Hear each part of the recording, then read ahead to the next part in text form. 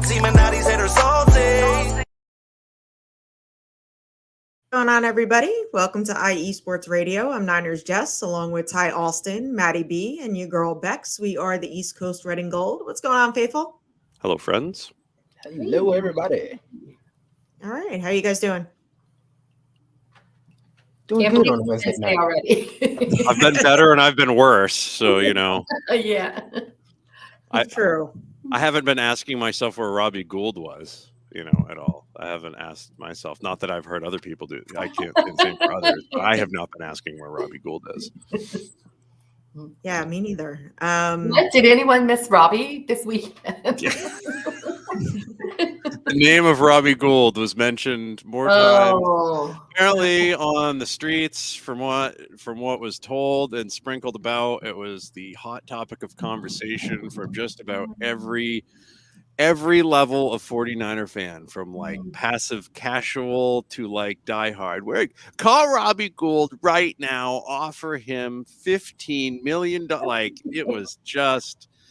Jake Moody would have been like tarred and feathered in town square. Like, this was wild. This was and what's crazy is like and we'll talk about all the reasons, but that's all anybody wanted to. That's what I heard. That was the hot topic, and it's like there were so many other things that happened to even get to that point, right? But it's just like the Fire Kyle crowd was at a low simmer too. And Purdy ain't it. That crowd was riled up. Yeah, Purdy's a bust. That was. Never mind, we're 5-1, but hey. But you know what though? The Purdy's a bust in the Fire Kyle crowd. What have they had to do for 5 weeks? Twiddle thumbs, simmer. They're bored. They have nothing to say. Everything's counterpointed. Like crowd. Exactly. It's that whole they were all. It was like the triumvirate of evil came in, right? It was like when Hulk Hogan joined WCW in '94. Like Kevin Sullivan got all this Dungeons of Doom members to come in, and he had to beat them all down. It was kind of like the same thing. It's only they all showed up at once, and it went wide right. The three-headed monster, right? Right. And it was just death by 1,000 paper cuts.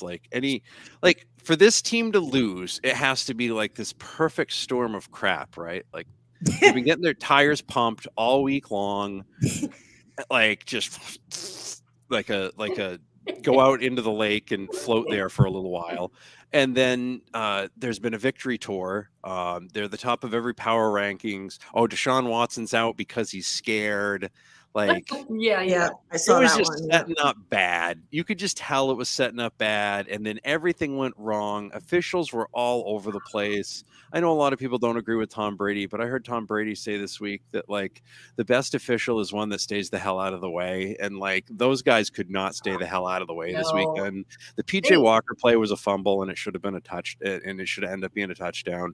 We can sit here and talk about it all day, but it was horribly wrong. I don't know how he was able to throw the ball when the ball wasn't in his hand, but whatever. What do I know? I'm just a biased 49er fan who wants my team to go undefeated so that I can stop seeing Miami Dolphins popping champagne, who were born in the 1940s. Okay. But that's just me. That's the type of person that I am. So, yeah. It was a wild weekend, but it's crazy. Like if you told us at the beginning of the year we'd be 5-1 at this point, we'd be like, number 1 seed, let's go. Right? You just stole my thunder because I was going to say, weren't we expected to be like at 2 losses potentially right now anyway? So to be at 5-1, we're still ahead of the curve. Like, we were supposed to potentially lose to Pittsburgh and to Dallas. And here we are, we lost to Cleveland, but I think the hangover got to them a little bit. They put it all out there to beat Dallas. And then, you have, as you mentioned, death by 1,000 cuts. The replacement refs were better than these refs this weekend. My God. We couldn't have had National Lampoon's referee crew out there any harder. They couldn't even get a call right. The wrong players they're out there announcing the wrong teams. I was just like, oh my, they couldn't Well, they won't be called for the Super Bowl, that's for sure. Let's hope not. Wasn't it the slowest 36-point game in the history of the National Football League? Yep. Like, it was 4 hours and 45 minutes. That game should have been like 62-60. No, 19-17. Should have been 20-19. Really 23-19. But, here we are. But here we are. Yeah. David McNiner said, according to the great folks of Twitter, we need a new head coach, quarterback, and kicker. Yeah. Of course. Yeah. Yep. Sounds about right. The three-headed 49ers Twitter. monster. Yeah. Do you know what I think really happened? I think maybe the officials were hungry or something. Maybe they could have gotten some Planet Jerky premium brisket beef jerky, that official jerky of the 2022 California League champion Lake Elsinore Storm. Yeah, that jerky. It's an all brisket jerky with gluten-free options, no MSG, no sodium nitrate. Yeah, exactly. And high in protein. Brisket beef jerky, the jerky that's on a whole other planet. You can find more at planetjerky.net. And of course, that is and they're a proud sponsor of IE Sports Radio. Make sure to follow IE Sports Radio on Twitter, Instagram, Facebook, and TikTok. And go to the website, iesportsradio.com/East Coast Red and Gold for sports news, the IE Sports Radio blog, and more. Thanks for making IE Sports Radio for your direct feed for all that is sports. Awesome. All right, so let's start off with the injuries. I think we definitely dodged a bullet. Debo's day-to-day with his shoulder. CMC's day-to-day with his oblique. George Odom is day-to-day with a quad contusion. Trent Williams is day-to-day with an ankle sprain. It's not a high ankle sprain. And big play Dre should be back to practice this week. That's good. Shake the candlestick dirt. I had I had the Spartan. Listen, the Spartans and the candlestick dirt, they did their job, right? We were in a position to win. Yeah. I was like shaking that and everything. I know. It's like, she's texting me like, are you shaking the dirt? I'm like, of course I am. Are you wearing your Spartan? Of course I have the Spartan. All the things. Something's a little off here. Yeah. Well, I was saying to somebody over the weekend, look, you can survive, a bad call. You can survive a missed kick. You can survive penalties. You can survive losing key players. You can survive the weather.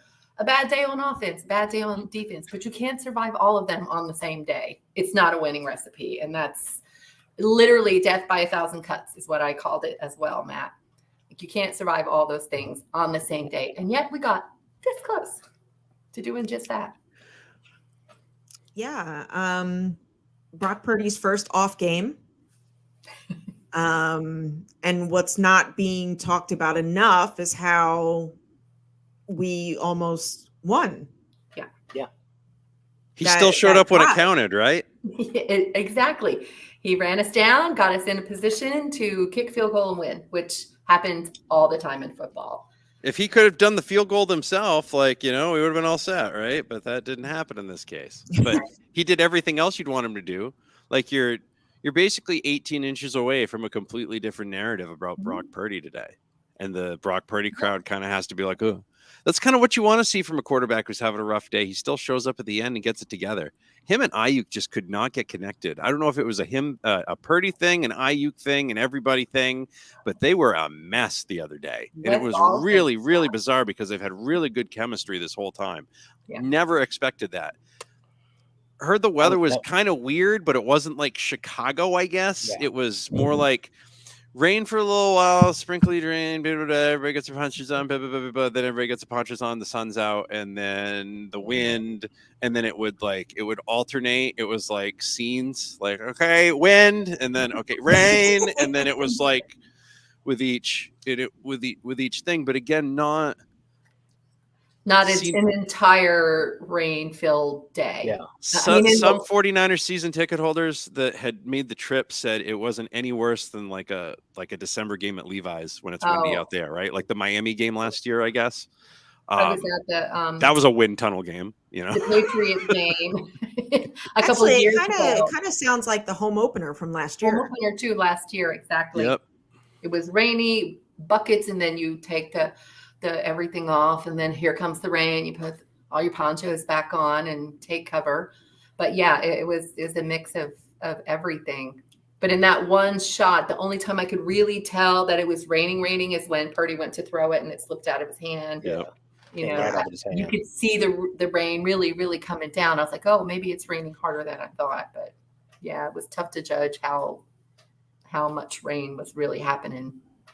So guys, what do you make of this game? I mean, the offense was repeatedly behind the sticks. As the broadcast kept saying, second and forever, third and forever, which was like really annoying. The drop passes, the penalties, the offensive line. We could have run the ball more. And then my opinion, the offense kind of looked lost when Ray McLeod and Jennings were out there. So I don't know. Ray smacking right into Big Trent, like. Yeah, so I don't know if it was just the offense as a whole or Ray and they were just the two of them were just lost. The second level really had a difficult time lining up in the right place, right? The replacements when they were in for CMC and Debo and just like not in their right spots and trying to make those adjustments, and it throws the timing off. It was really hard to watch some of those plays break down, and then crappy calls, and some of them like holding. Really, dude? Really? You're gonna, offsides? Your boy offsides, all right? Like false starting, and like those are stupid things that are not. They like, just come on, George. Exactly.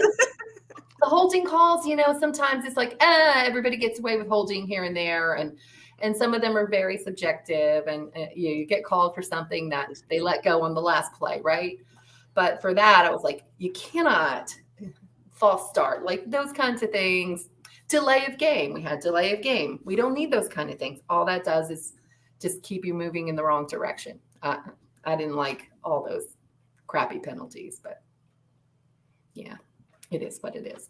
What do you think, It's a game we haven't seen in a while, where the 49ers just shot themselves in the foot repeatedly. Mm-hmm. That's the bottom line. They just continuously shot themselves in the foot.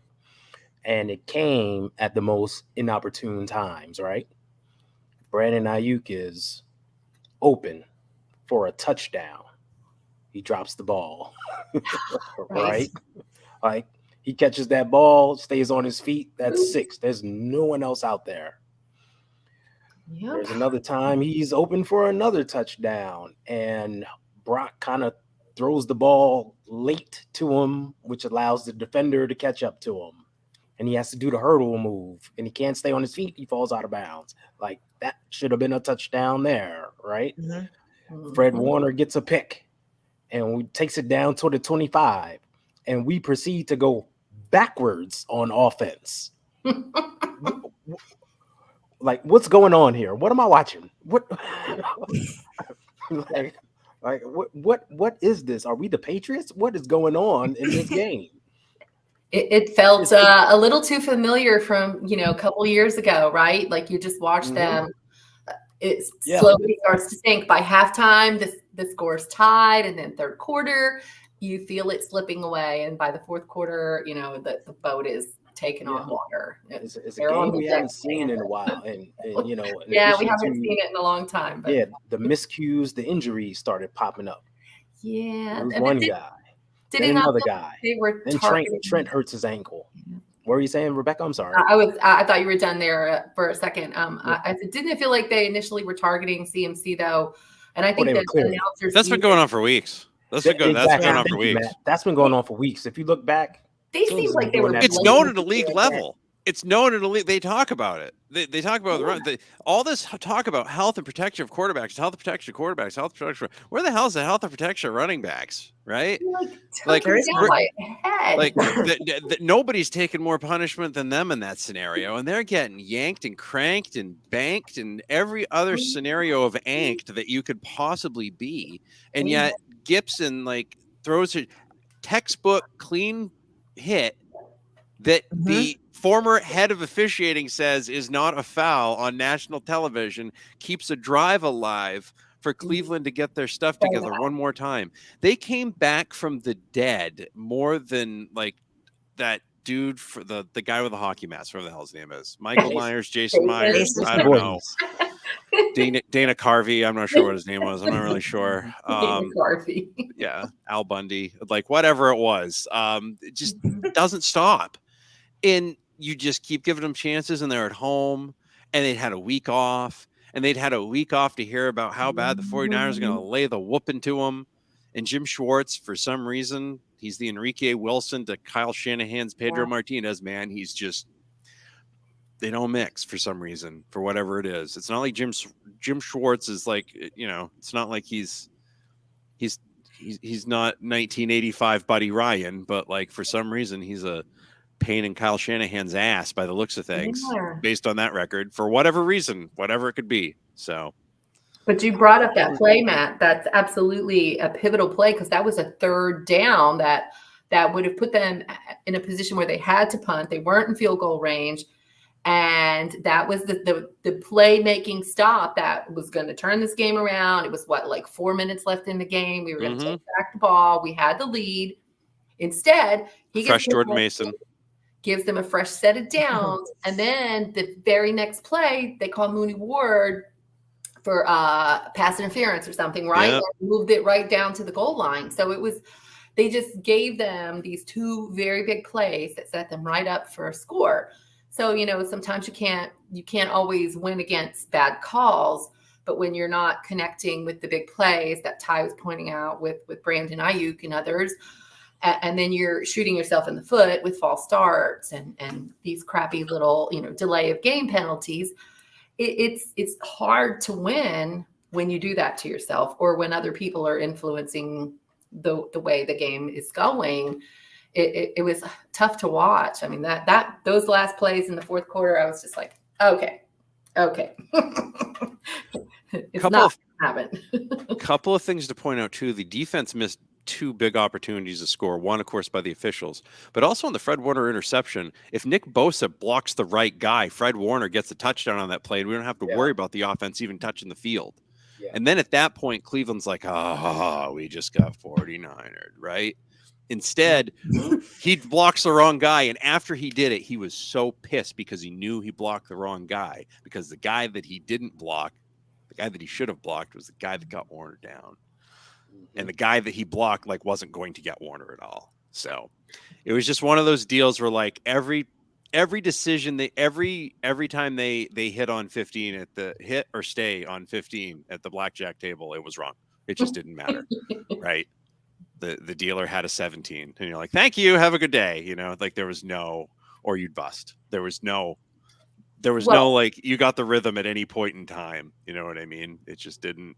They didn't have it that day. Whether it's the 1 o'clock start, which is their 10 a.m. start, and blah blah blah blah blah, time zone stuff, which it can be a little groggy, and they do a lot of zinging around. And I think Sunday night games are probably sneaky tough, as opposed to say Sunday 1 o'clock games, or the normal Sunday game for them. So, whatever it is, it's just one of those games. I mean, they lost to Atlanta last year, right? Same vibe, same thing. Yeah. Yep. Same weekend, right? I mean, same literal weekend. Same sort of deal. You just kind of chalk this up to a win even before it happened, right? They'll totally win this game, right? And then, at least in this game, they could have won it at the buzzer. Last year, they lost by 2 touchdowns. You go back and look at that now, and you're like, what? They what? How? I still don't know how. Their quarterback didn't even make it through the season because they got rid of him, not because he got hurt. So he literally left the TV season. They were filming a show about him, and he's like, peace out, kids. And we lost by 2 touchdowns. What? But on that same play with Gibson, isn't that the same play that Burks missed? He was right there. He could have tackled him for a big loss. Instead, he gets the ball out, and then Tayshaun Gibson gets called for the big penalty. Right? It's the same play. I was like, oh my God, we just had him. Big loss. And now it's turning into chaos. But those missed opportunities are also key. They're a big part of it. The other thing that was kind of annoying too were the missed tackles. Yes, there were a lot of them. And, as much as we talk about the offensive miscues, there were a lot of defensive miscues Those missed tackles were crazy. I mean, when you see Fred Warner missing a tackle, you're like, okay, it's really one of those days. Like, Mhm. it was like, come on, man. Can we get something? Steve Wilkes calls a perfect defense, right? Cover 2, guys running short. There's 2 guys there, and none of them get to the ball to break up a pass. They get an easy first down. Well, it wasn't easy, but a quick first down. And it's like, I understood his frustration when they showed him on the camera, like I called it. I knew it. It's like, what can you do? It's one of them days. Right. It was just it was gut wrenching. It was gut wrenching to watch at times. What's up, John? He asked, you guys think we make any move by the trade deadline to improve the O-line, particularly the right side? I mean, if somebody falls through that becomes available, but it really becomes a matter of, I hate to quote Belichick, but it's like you said a couple of weeks ago, like for you to make a trade, somebody has to be available to trade for, right? So who's out there? And if they're out on the trade market, why are they out there? Are they out there because the other team's rebuilding, or are they out there because they suck, right? Brian So Burns. you have to figure out. Brian Burns is on the defensive side, right? I So know that, we know that. but I Okay. still want him. We were talking He's not a pass O-line rusher. here, okay? I was just going to say on the defensive side, I could see us definitely trying. I see us going for, if there's anything on the defensive side of the ball, like if there is a defensive back that ends up on the market somehow, I could see them going after that. If the Patriots go into fire sale mode, I think there's some guys in the Patriots secondary, a couple of them. I wonder if they'd go for like a Kyle Duggar type that would like be able to go in and do some crazy stuff for them, or somebody like that. But there's going to be other teams that dump some guys, right, that we aren't even thinking of, that this team might go with. Or, go back to Steve Wilkes' pass. Is there going to be anybody out there that's played under his system before, that's thrived, that might be available, that might want a shot at a ring? I mean, Julio Jones just came out of the absolute, like, out of the Lion, the Witch, and the Wardrobe, man, and was like, hey, I'm a Philadelphia Eagle now. So, like, I am just waiting for the cavalcade of people to come in. I feel like it's 1994 all over again, like Richard Dent, Ricky Jackson, Gary Plummer, Ken Norton, Deion Sanders. Like, everybody just kept showing up. I'm like, my God, this is quite a party, right? Like, this is kind of that same deal. This year, you got Randy Gregory and all this other, just getting added during the season. There's got to be some people. I could see Jeremy Chin as a guy that would be a killer dude. Like, he would slide right in. Name I heard. Yeah. I there's a reason that they've created all this flexibility. It's not just to carry over everything to next year. Okay, if they think they need it, they're going to need it. And frankly, after if PJ Walker can score more than 10 points on you, you could probably get another defensive back. I really don't care what the pass rush is like. Like, that was, yeah. I just can't. I can't. There is no reasonable way that dude should have started that game and they won. It doesn't. There must have been like black cats, like a herd of them ran in front of the team bus, perhaps. Maybe there was like a large, like industrial sized mirror that shattered nearby, or there was a ladder that was being. I don't know what happened. Maybe it was all of it, right? I think it's because I wasn't there. Because Cleveland was, I'm really surprised. Really, yeah. Accounted for, yeah. Mm-hmm. I think that's what it really boiled down to, Jess. I think if you and Mom had shown up, fine. Absolutely, she is the good luck charm. I'm telling you, 100%. I didn't get to take my usual picture with Coach Shanahan. You didn't go to Philly, right? That's last year, what it was. NFC title game. How'd that work out for everybody? It worked out poorly for everyone. Okay, so yeah, you take the blame on that one. The candlestick dirt will be present. I will always take the blame for the 2021 NFC title game because I got caught in a blizzard because I was on a major hot streak and I didn't make it to that NFC title game. So that was 100% my fault, and I'm 100% sorry. But no, it's your fault for Philly last year because I showed up and braved it and used my daughter as a human shield. So a verbal human shield, but a verbal human shield. Yes. Yeah. I do want to point out though that the small bright spot of the game, I think, was Randy Gregory. Oh yeah. He made quite an impact, didn't he? A nice little splash. Amazing how like going to a team that's winning will motivate someone to play on a completely different level than what they may have been playing on in the past. Yeah. Ty, what do you think? He's a baller. We know he can make plays. He has some head issues, but we know he can get out there and make plays. He's strong against the run, strong in the pass game, and he went out there and showed it. And it's like when Chris Kaserik gets those type of tools, sky's the limit. He can tell those guys to get after it. So I'm not surprised, he had a good game, and I can only see better things from him going forward as he gets more acclimated to the system and the guys around him. So that was definitely a big bright spot to see him shine a little bit. So, Maddie, talk more about your friends from Niners Northeast. And they were stunned. First game. Can't believe the amount of 49ers fans all over the place. I guess they stayed a few miles away, and there were 49ers fans all through the building. They sat at the bar. They ate with 49ers fans from Kentucky, I guess, that they come up every year and they do whatever. That's and cool. They're like, what is this why you were doing that in the last couple of years? I'm like, yeah, that's exactly why. You never know who you're going to meet, like all these crazy people. And I guess they were in front of the stadium, and they're getting ready to go into the lane, and this random person comes over. They're actually in I guess in Cleveland Browns again. They're like, hey, what's with all the 49ers fans? Like completely like is there a protest going on? Like, is there like what? No, this is just what 49ers fans do.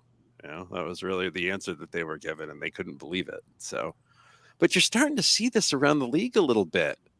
Starting to see Lions fans travel everywhere, right? Like you're starting to see, you always see Cowboys fans everywhere but that's because one always lives in town. That's usually how that works, but what this franchise's fan base has is pretty special in terms of what it does when it goes on the road. It already has an automatic 9 home games a year, 10 every other year. So, I mean, apparently, you guys saw Pittsburgh, like, I know Jacksonville a few years ago. Like, you would have thought the 49ers were the home team. Cincinnati, a couple years ago. Cincinnati in December should be an automatic welcome to the jungle. We've got a really good quarterback. We're going to the playoffs sort of deal. And that was still 60-40 49ers fans. Matt, right? You previously told us about Carolina as well. Carolina was 65-35, 70-30, I'd say, last year. 100%. There's not many. The only time I ever felt outnumbered was Philadelphia for the NFC title game last year. Even week 2 in 2021 of that game, 55-45, 60-40. It wasn't like some. There was a lot of 49ers fans on the ride home. Let's put it that way. At the rest stops where you stop to get gas or whatever. It was red shirts. And the Patriots played the Jets that day, and that's all it was up the turnpike. It was Patriots fans going home, 49ers fans going home. That's funny. Yeah. That was the worst traffic I've ever been in my life. All I remember is like 28 lanes of traffic all merging into nowhere and wondering, like, how is anyone getting through this? Like, how is this happening? What is going on? How do you I can't figure out how you people live through that at all. Like, I just do not understand. Don't understand. Oh, I went to Seattle a couple of years ago. Even with Seattle sucking, like, there's still some 49ers. There's a lot of 49ers fan that lives up in Seattle because, fun fact, for a lot of years, the Seahawks were terrible. So people were 49ers fans instead. I met a lot of 49ers fans at home games at Levi's that are from Seattle in the Pacific Northwest. So that's not even so much of a home game. There's a great group up there, the Seattle Faithfuls. Always knocks it out of the park. Alex is great. Shout out to my boo. Yeah, the Lions do have fans, and they've been waiting for this moment. This is their moment. Yeah, my cousin's one of them. Yep. That's right. My daughter's teacher's one of them. I'm actually giving him a bit of gear that I got from the opening game 2 years ago, because it's been in my truck since then. I'm like, I got to give that to a Lions fan. Like, I don't want this. So, like, I was at the game 2 years ago. Oh yeah, that was the first one I had gone to since the Washington game and the belly flop. So, Yeah, no, we had a great tailgate. It was also good weather and, a good game. We won, but, there was a moment where it got close. But, yeah, good stuff. Jake Moody. Be fine. Thoughts, concerns? Go ahead. He'll be fine.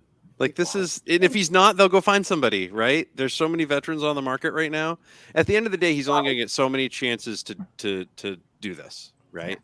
I promise you, even though they used the third rounder on him. If this happens 3 weeks in a row where he misses a big kick and they lose a game, you will not see Jake Moody after a while, because that's just how it is for all kickers in the league. If they think they've lost it, they'll get rid of him, then they'll go be awesome somewhere else and probably make the Hall of Fame. I think the kid's going to bounce back from it, probably crush it, do just fine.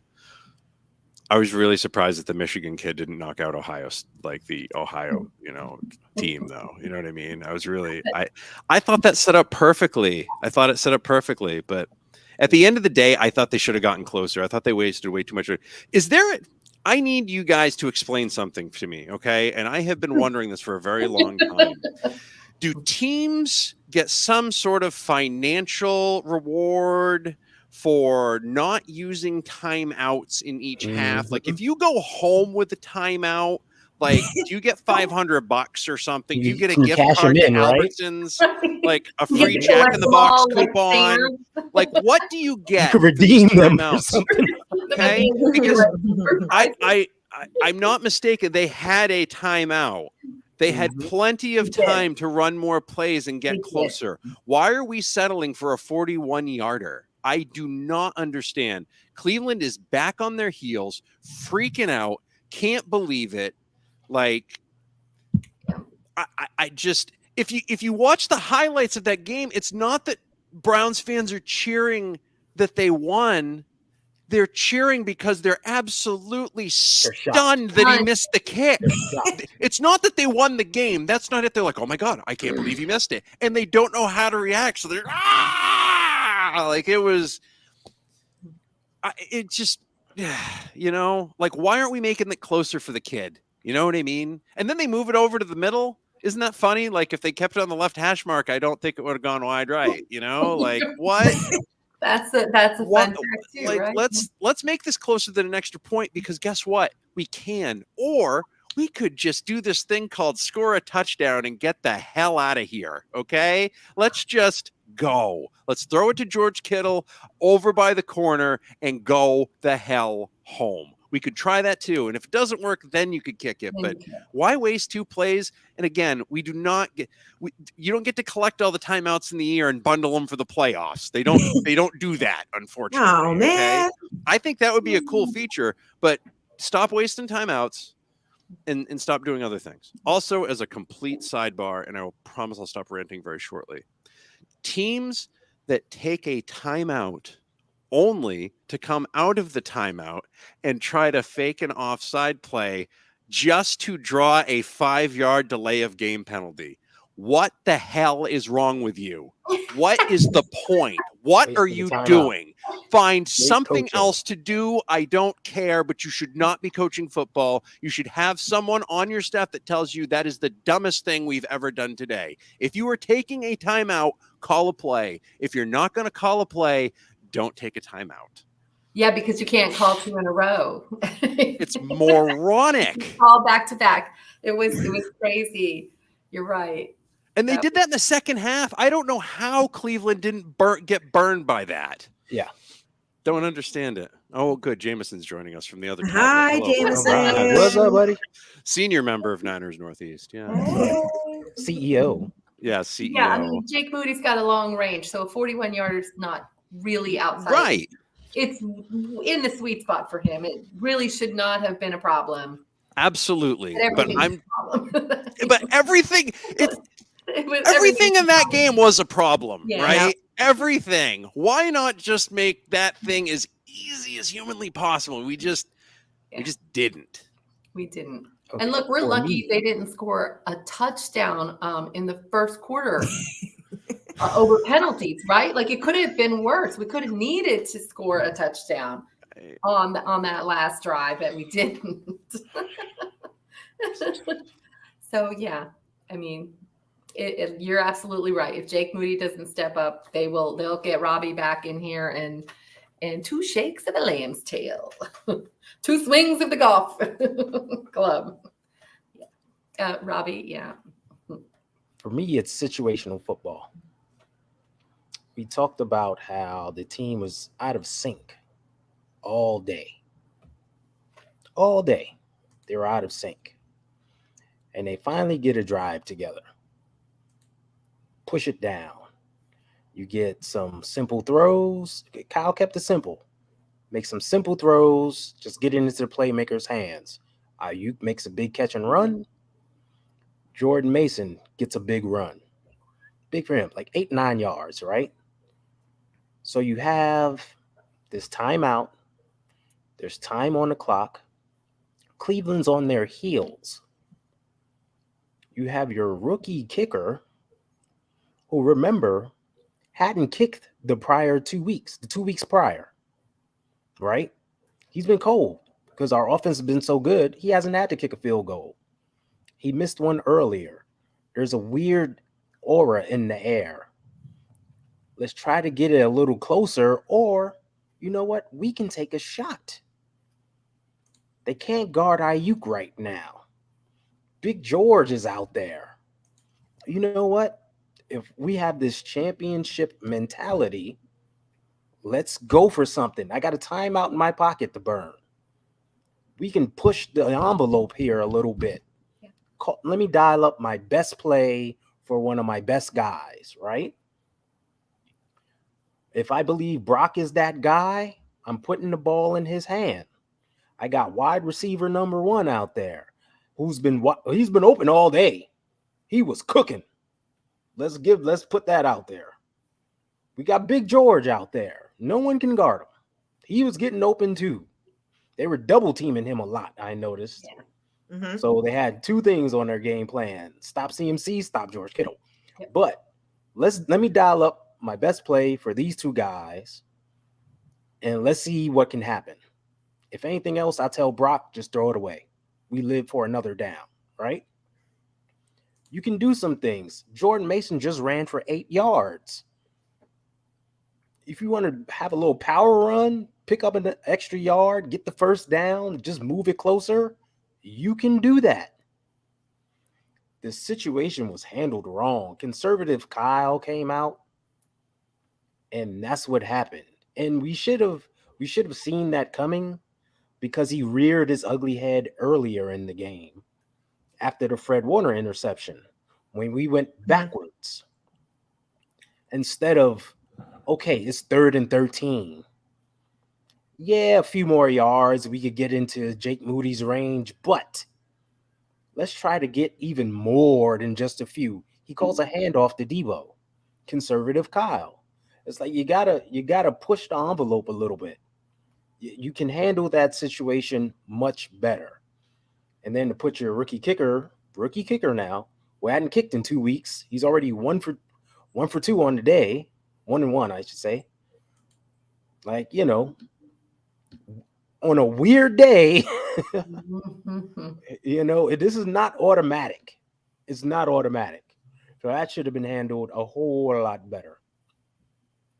And you know what? If they lose because they're trying to be aggressive for a touchdown, like, I can 100% swallow that better than just kind of bogging down at the 41, for a 41-yard field goal attempt. You know what I mean? Like, if I want this team to achieve greatness, like, I want them to push the envelope and learn, when to push the envelope, whatever it is, right? Like, I want them to go through the highs and the lows. And frankly, I want them to learn this lesson in week 6 way before I want them to learn this lesson in, say, week 19. I don't want that lesson, right? We don't need that.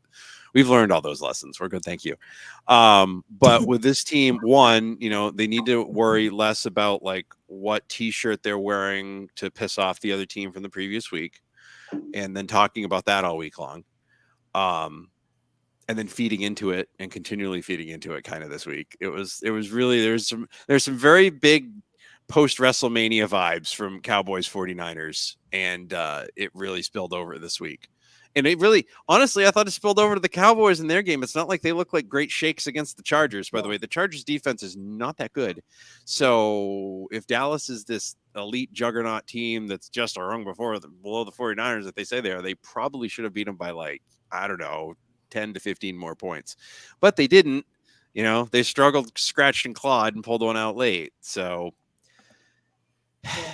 it's just kind of one of those deals, you know, like what I want to see this team achieve greatness and do the thing. But if you go back, every time this team just tries to settle for something, it doesn't work. It's like the football gods are like, no, you shall stop this, right? Like you got to continue to go out and do that thing that you're doing, that the great teams do. So luckily they've got an extra day this week, right? You got a little Monday Night Football.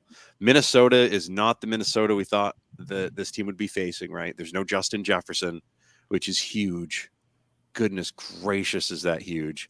And really that their running game, I am not even remotely concerned about their running game in any way. So this is a huge get right game. And if you can sneak a win in on this one and then get that win against the Bengals and get into that bye and kind of get rested up, like, you know, you can actually be fresh and ready for the home stretch as opposed to banged up and praying you get the first seed so you get the bye. I want to go back though, Matt.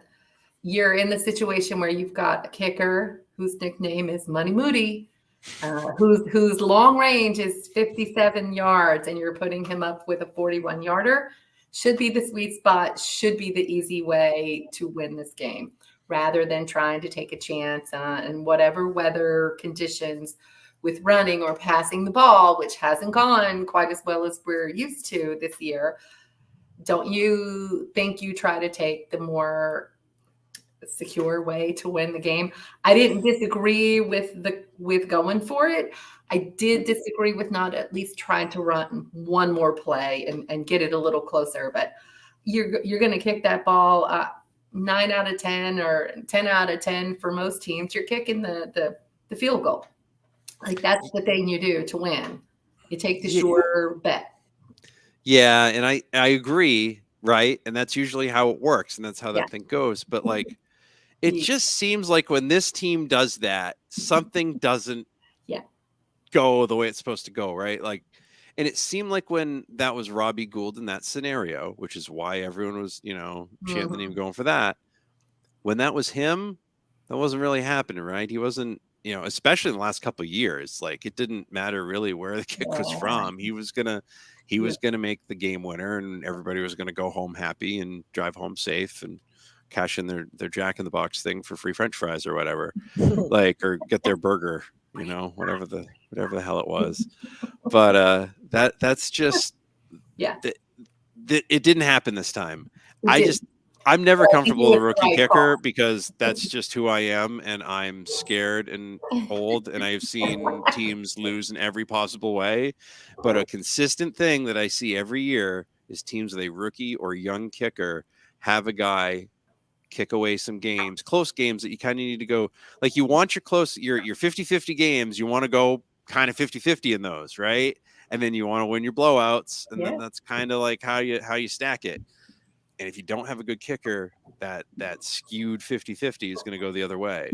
Well, and this one was supposed to be one of those blowouts where we weren't supposed to have to rely on a last-second field goal. We weren't supposed to have, you know, all of these challenges that we had. So, you know, I don't blame this on Jake Moody necessarily for missing a kick. Like I said, you can overcome all of these things in an individual game. It's just that we had the perfect storm of 1,000 cuts, the bad calls that gave Cleveland, you know, the opportunity to score on us again. You had, you know, they couldn't even get the right player called for a penalty on the right team. It was bizarre how bad the refs were. But, you know, it was all of those things. You know, poor communication, people didn't line up in the right place, you know, all the calls. So there were a lot more things. And so to just isolate Jake Moody and the fact that he missed that kick, I think is kind of a tough sell for me. If that's coming down, if that were Robbie Gould, we were doing the same thing. I don't care who's kicking that ball. We're putting Robbie out there and he's kicking that field goal in the same exact scenario. And we're expecting that he's going to make it and win. That's just the way that goes. Well, actually, last year in the Raiders game, Well, you're right. welcome to NFL Rewind. I do remember the Raiders game. Yeah, Yes. yeah. We got into the exact situation at the end of the game, and Kyle Shanahan called 3 straight passes to try to get closer for Robbie Gould. They were all incomplete. Didn't move the needle at all. And what did Jake Moody miss from? 41. 41. Robbie Gould had a 41-yard field goal. And he missed it. Yep. But we went into overtime. Weren't we tied or something? Well, Yeah. we were lucky enough to be tied at that point, thanks to the run game and the Yak Burrows. But yeah, same scenario. Yeah. And you see, there was no conservatism there. And that was indoors. Air conditioning. Climate, yes. And either way, that 41 yards should be that number. Like, you know what? 41 yards is not a safe number at this point. If Robbie Gould rarely missed kicks, right? Like, I mean, I don't. Can miss one from here, so can anybody. Right. So let's get this thing as close as we can. Situational football. Let me learn from the past. They had a timeout. If they didn't have a timeout, I could understand it and I'd be fine with it. Okay. Yeah. It was just like the Giants game the other night, the end of the first half. Right? Bryant. If you want any sort of if you want to give a class an absolute dumb football, right? You get that pass interference penalty and you have an untimed down and you're a bad team. And all you do at that point is they have so much time left. They can get 3 plays. They had 8 seconds left. They had 8 seconds left at the end of the first half, and they just ran it into the middle with no timeout left. And then they couldn't do anything. And then sure enough, if they just made that little chippy field goal, they would have won at the end of the game on another potential chippy field goal that would have been inside the 10. But they're not good enough to score a touchdown. And that's it. Right? Just what it is. Conservative Kyle just sneaks out every once in a while. It's just he rears his ugly head every now and then. He's not conservative Kyle most of the time. He's genius, genius boy wonder, play caller extraordinaire Kyle Shanahan, right? But on occasion, conservative Kyle sneaks out and he wants to run quarterback power to the right, man, and he's just going to run it. It doesn't matter who the quarterback is because he just wants to get that thing moved. So, do I believe in Moody? Yes, I still believe in Moody, but I'm telling you, if this happens a couple more times, it's not just going to be me that you're going to have to worry about believing in Moody at that point. Yeah, he won't get many more chances to have two misses in a game. Mm-mm. That is a fact. You're absolutely right. They don't give a lot of chances for that. Beacon is luck, Maddie. Yeah. By the way, I forgot to tell you guys, I do have to sneak out of here at 9 tonight. So you've got me for 8 more minutes. All right. Game balls. We'll let Matt go first since he's got it. Yeah. Go ahead. Game balls for this one. Boy, that's a toughie. It is tough. That's what do you... Yeah, it's here you go. Here's your ice cream coupon, that's what I feel like I'm giving away during that time frame. Little personal pie. Yeah. Nick Bosa, I still thought created a lot of havoc on the line, got the sack, should have had a fumble recovery, but again, ineptitude at officials, because what we do is we hire people that do this as their part-time job and then don't have to take any accountability for it after they get off the field on Sunday. So it's a tremendous way to officiate a multi-billion-dollar league that people have trillions of dollars invested in. It's a great, smart move. It continues to blow my mind. But you had that. You had the war room. Not to change the subject, but the pictures of the command center where they would do the plays. There were so many memes about how it looked like my cave is better. My man cave, my Steven Dan's better than that room. My garage is better than that, and one of the TVs only turns on if I use a remote from the inside. Yes, I understand completely. Yes, 100%. It was insane that they even showed that on TV. Yeah, I would go with Nick Bosa on the defensive side of the ball, and I think on the offensive side of the ball, this is another tough one because it's everybody kind of sucked, and then at times they were kind of great. You know what I mean? It was this. the Ayuk Purdy thing all day just will forever nag the living crap out of me. They have never been that out of sync ever. Like I've never seen anything like that. I have gone back and watched the tape and I still can't make sense of it. Sometimes I can make sense of things. Like I'm not like some football guy. I'm not like Brian Baldinger going down and I'm going to stop with the telestrator and we'll go from here and, boom, and and you look at the motion and like, I don't do that. But like, you can typically look at the matchups and like kind of see what happened or kind of see if I have no idea. I don't know if it was wind. I don't know if it was Purdy couldn't get set. I don't know if it was like defensive backs were kind of in the way and putting their hands up. Like I don't know. It was just one of these pestery little days. They weren't in sync and they weren't right. So it makes it almost impossible to give out an offensive game ball. But I think if I had to give one out, just one, I would give it. I'll give it to Christian McCaffrey for even trying to play with whatever the hell injury he had. Because even when he was out there and they were trying to physically rip his head off, he was still out there like grinding it and getting everything going. If he had lasted that full game, he would have had probably 30 carries and like 101 yards or something, but 2 touchdowns, right? And he probably would have helped out in the pass game. What you saw the other day is how much this offense bogs down without Christian McCaffrey in it because they don't have their security blanket. And then when you take out Deebo Samuel, well, then you don't have your favorite bed sheets. So all of a sudden you're just in a crib going, what the hell, right? I'm cold and I want my mom. Jungle. And that's exactly what happened the other day. So, yeah. I'm going to go with Nick Bosa and Christian McCaffrey. And for him to even try to come back and get a play in with that, and then, of course, we have to get a penalty. That was the topper. He gave us one more play, and it didn't even count, man. Like, that should have been the sign. Sorry, Ace of Base. That things just weren't meant to be that day. Go ahead, Ty. CMC clearly gets a game ball. He was balling until his injury. Even though they had 8 in the box and they were keying on him, he still managed to get off. I mean, he's just great. I got a game ball for Brandon Ayuk. Despite the big drop, he had 2 drops, including the big one. Say what you will about Jim Schwartz's defense, he was cooking them cats. I mean, that hurdle play, if you go back and watch that, he was open by 10 yards. Mm-hmm. And he was gone. I mean, and to take at the end of the game to take a 3-yard pass and go up the field another 23 yards, outrunning 4 guys, that's heart right there. So he definitely gets a game ball. On defense, I'm going Bosa. He was creating havoc, had a big sack, getting pressure, doing Bosa things, and Randy Gregory, who, just stepped out there and balled out. You got to give kudos to him. Everything D Ford was supposed to be. Right? Yep.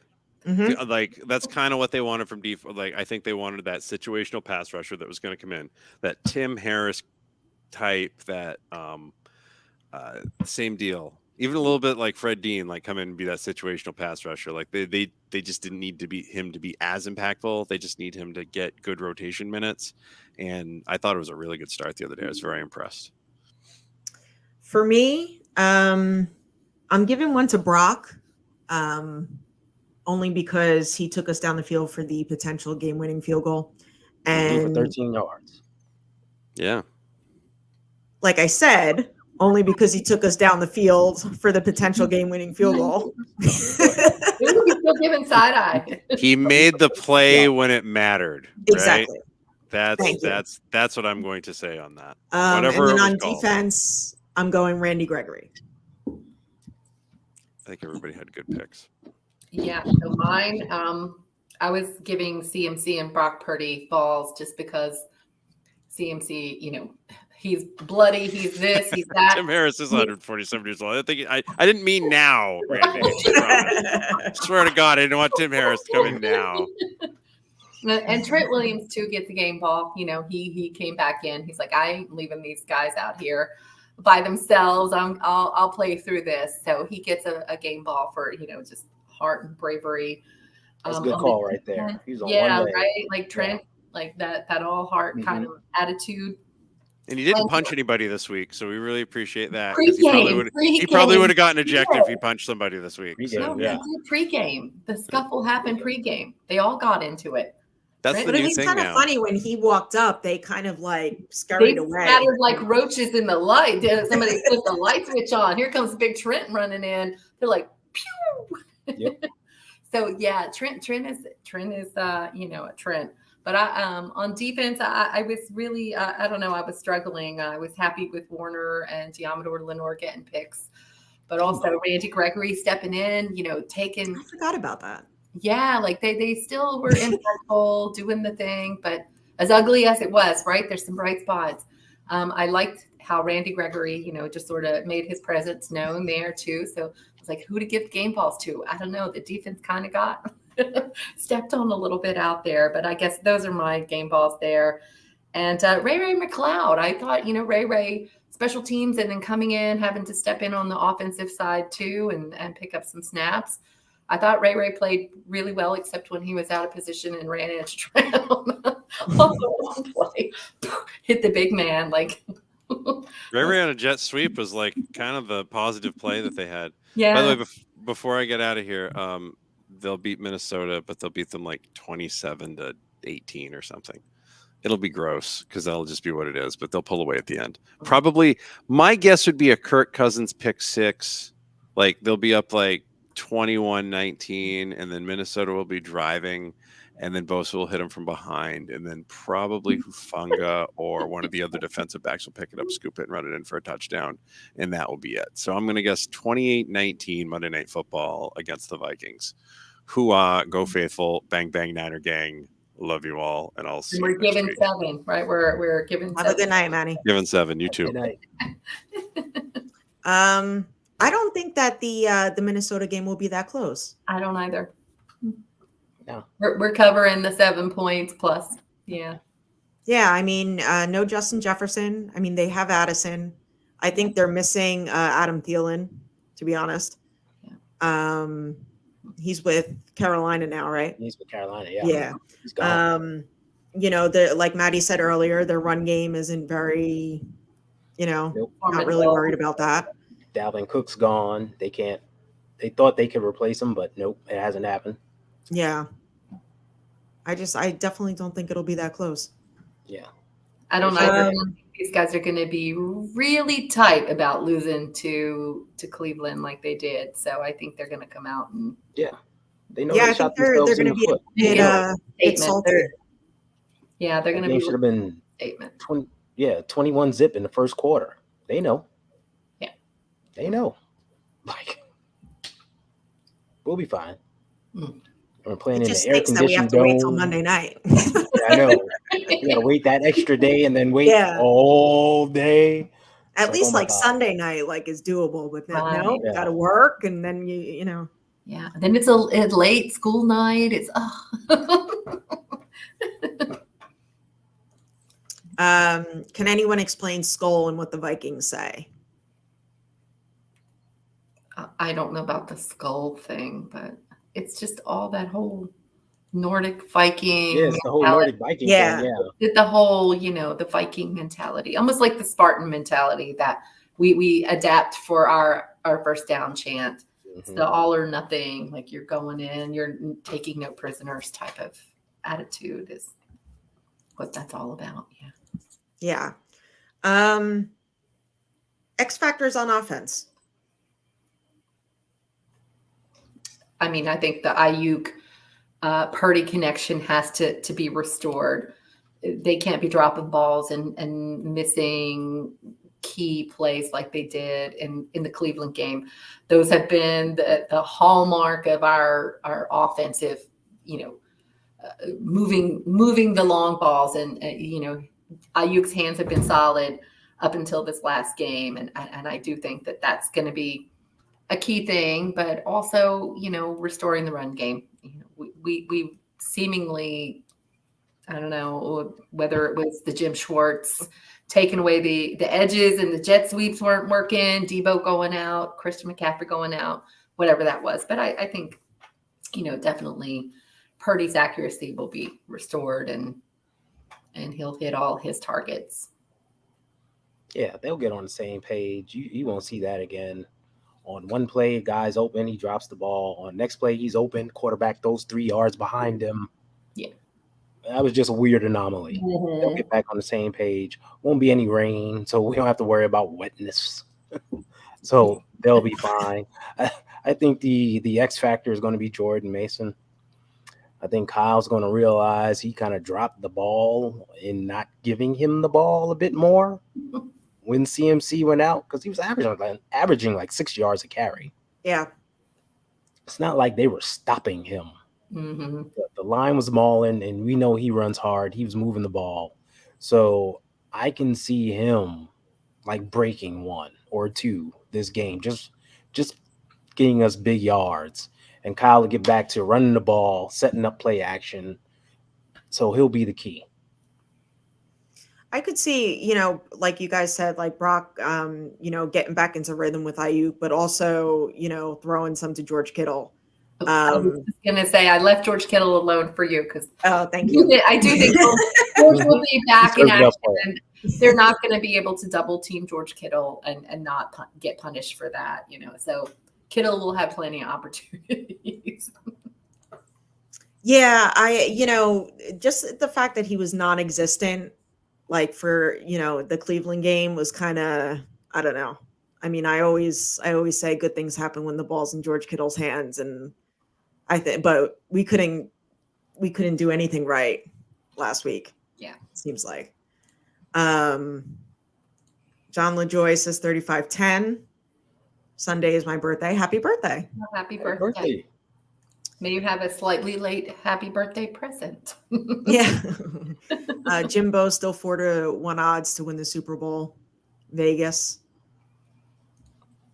And David McNiner, JP Mason was 5.4 per carry last game, 5.9 this season. I definitely want to see him get more touches. Yeah, I'd like to see him get more touches. I mean, I don't know if CMC is going to play or this will be like a rest game, but I don't really see him resting. Could be wrong. Yeah. He'll be in. Yeah. I mean, he'll be in the game. If he's able, he'll be in, because you have to cover him.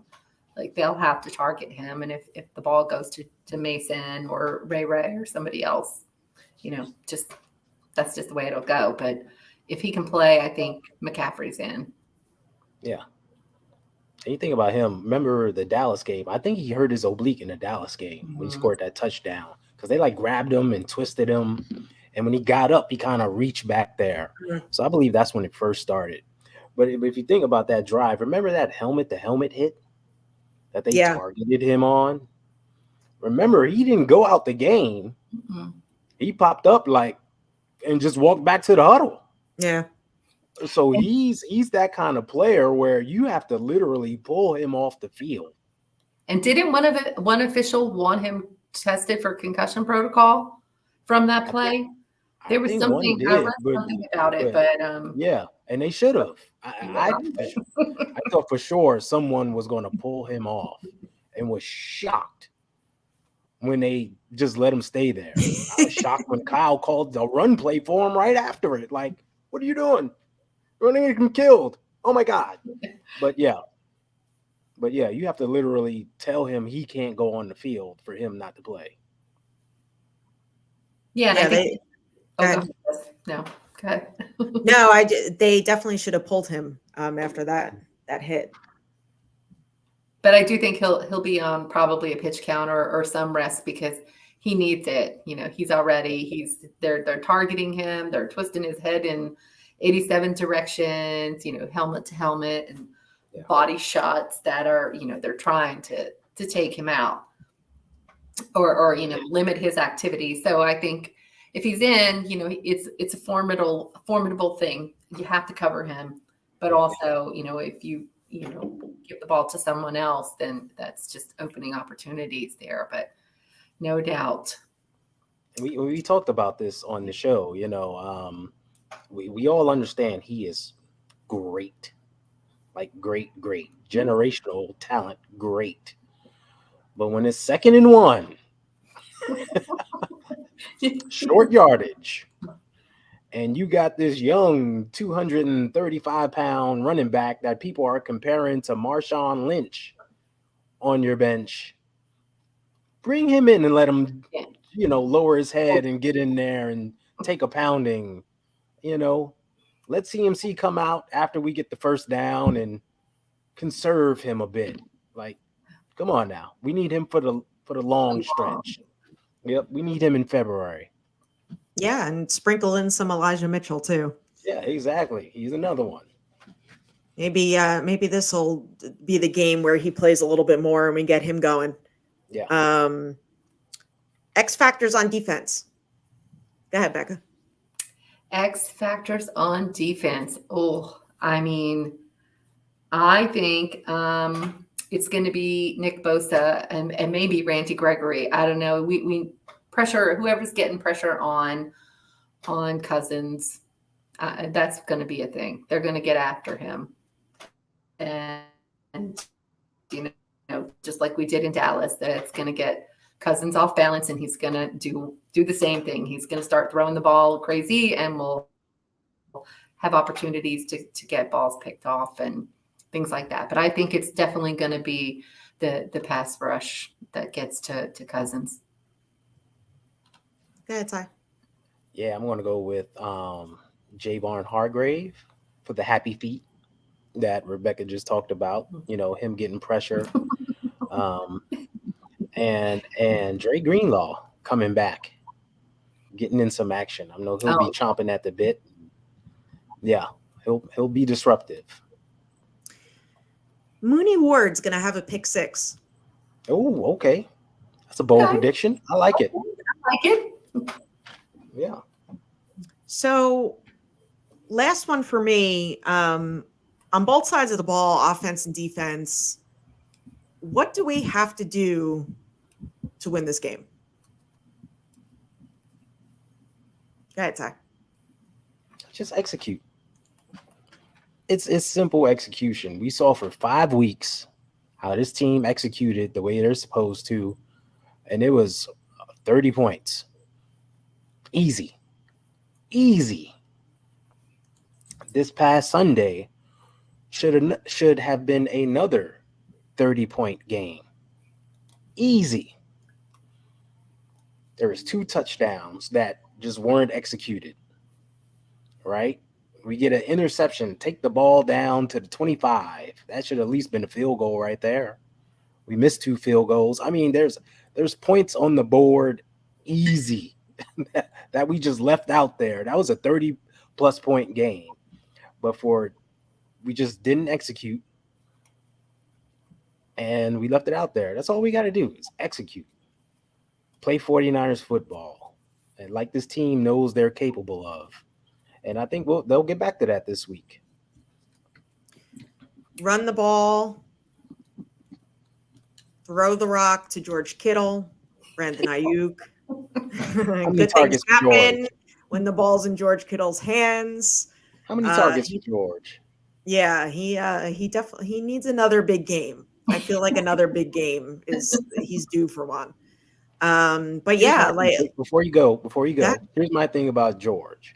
I think he should get at least 5 targets a game. Agree. Because even in the Dallas game, he only got the 3. But they count touchdown. So we kind of overlooked the fact that, he only got 3 targets because it was 3 for 3. Yesterday, he only got 2. And it's like, he should be getting a lot more targets. Like, his number specifically should be called at least 3 times a half. Like, George is the number 1 option on this play. Don't look at anyone else but him first. And it's not like they don't have that connection, because they do. Yeah, exactly. Exactly. And and just the fact that Debo will probably be out there. I mean, the offense looks completely different when CMC and Debo are not in the game. So it'll definitely be fun to see. Becca, go ahead. My X factor, or what we have to do, is clean up the penalties. You cannot have delay of game penalties and offsides and encroachment and any of that kind of crap. You cannot give yards and points away or get them pulled back. So we have to clean up the penalties. That was just awful, atrocious, watching that unfold. So, really it sort of feeds into what Ty said is execution. You have to be clean when you're playing, and they've got to fix the timing things, whatever was weird about the timing of that. But certainly penalties are crushing. So you can't have those be part of the winning strategy and expect to walk away with the W. So that's mine. And of course, the playoff picture through week 6, because I like doing this. Mm-hmm. We're still the number 1 seed, although I think Becca and I were in similar headspaces after the game, and I was annoyed. For sure. The number 1 seed could be in jeopardy, but it's not. And then, of course, the Super Bowl odds through week 6. So, still up top. Yeah. Let's see. What did Jimbo? The Cleveland defense may be all-time contender, off to best start in NFL since 1971. Yeah, but we definitely could have had them if everything was clicking for us. We blow them out. It would have been a blowout. Right. And the conversation would be totally different. Everything had to go wrong for them to win the game and to play like they did. To win by that much. Right. Yeah. Exactly. To just win the game. Right. Exactly. If you take out the bad calls and penalties that the officials created, Cleveland's not winning that game. Yeah. Yeah, no, definitely not. All right. So if you guys have nothing else, let's go to that hurry up offense and the 2-minute warning. Go ahead, Becca. Well, let's see. Happy birthday basically to half of the team, because Charlie Warner, Willie Snead, D winners, Jerry Rice, Steve Young, Ray. Happy birthday to everybody. Congratulations to all the people who went out and ran the Golden Heart Run that, supports great cause for the Niners. Safe travels to anybody headed out to Minnesota for Monday Night Football, and we got to reset and get back on to the winning ways. This was not expected, but hey, go Niners. Yeah, we are 5-1, but you know what? We get back to 49ers football on Monday Night Football. Our boys love prime time. So we definitely get it done for Monday Night Football, and go Niners. Yeah, I want to give a shout out to 2 big events that happened this weekend.